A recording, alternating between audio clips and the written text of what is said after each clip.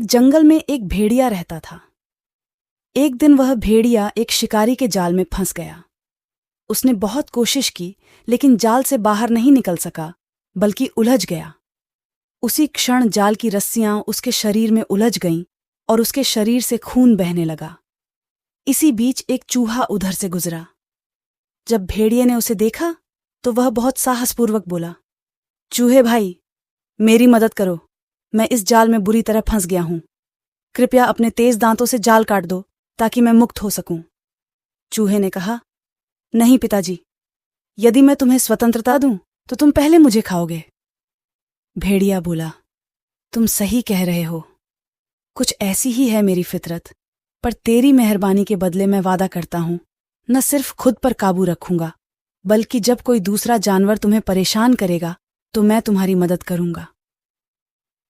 लंबी कहानी संक्षेप में, बहुत देर तक विनती करने के बाद भेड़िए ने चूहे को मना लिया और चूहे ने अपने नुकीले दांतों से जाल काट दिया। जैसे ही भेड़िया आजाद हुआ, उसने चूहे को धन्यवाद दिया और कहा कि आज से तुम मेरे साथ रहोगे और हो सकता है कि जंगल का कोई दूसरा जानवर तुम्हें बुरी नजर से देख सके। चूहा बहुत खुश हुआ और अपनी छोटी सी छाती फुलाकर जंगल में घूमने लगा। जब भी कोई रैकून, जंगली बिल्ली, सियार, लोमड़ी आदि उस पर हमला करने के लिए उसकी ओर आता तो वह तुरंत भेड़िए को बुलाता और भेड़िया तुरंत चूहे की मदद के लिए आता और हमलावर को भगा देता। यह देखकर चूहे की हिम्मत इतनी बढ़ गई कि वह रास्ते में आने वाले हर छोटे बड़े जानवर का अनादर करने लगा। इस प्रकार जंगल के सभी जानवर चूहे से नफरत करने लगे।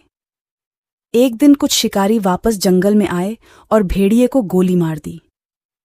गोली भेड़िए के पैर में लगी, लेकिन वह बच गया। लंगड़ा भेड़िया अब शिकार करने में सक्षम नहीं था। विकलांगता की अवस्था में भूख की तीव्रता बढ़ गई, लेकिन कोई भी जानवर शिकार नहीं कर सका।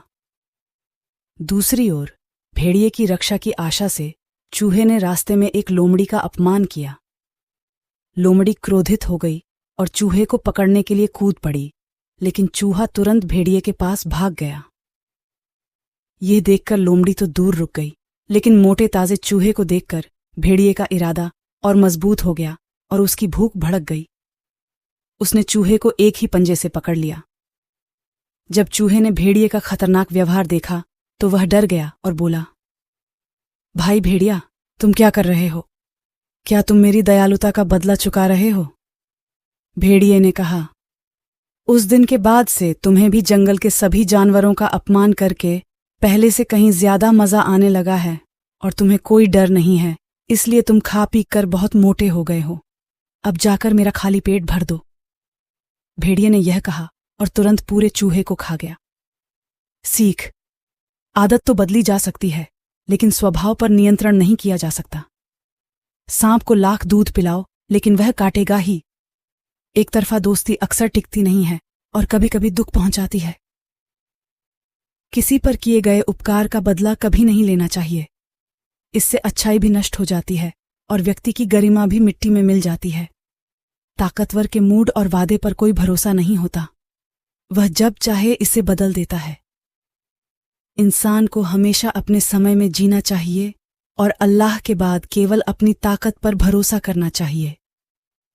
थोड़ी सी भी शक्ति कमजोर इरादों वाले व्यक्ति की तरह अनियंत्रित उछल कूद और कड़वी नफरत फैलाने का कारण बनती है, जो अंततः नुकसान का कारण बनती है।